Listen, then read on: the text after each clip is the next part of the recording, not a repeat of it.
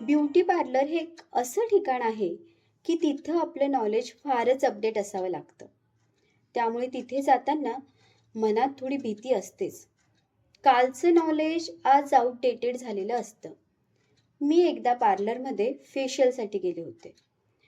तसं मी जरा संकोचातच सांगितलं. त्यावर ती म्हणाली, "कोणतं करायचं?" मला त्यातले मायक्रो ऑप्शन माहीत नव्हते.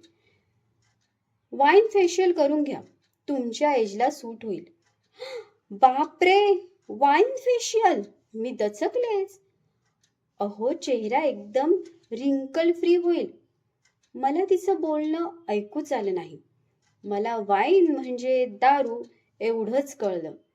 दारू चेहऱ्याला लावायची म्हणजे ती आपल्या त्वचेतून पोटात जाणार. नको रे बाबा, असं म्हणायची वेळ माझ्यावर येणार. मला राम गणेशांचा एकच प्याला आठवला. सिंधू सुधाकर यांची बरबादी. काय काय आठवलं.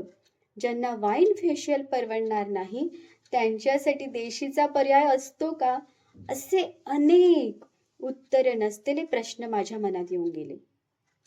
माझा गोंधळलेला चेहरा पाहून तिने विचारलं, "बरं, लोटसचं करू का?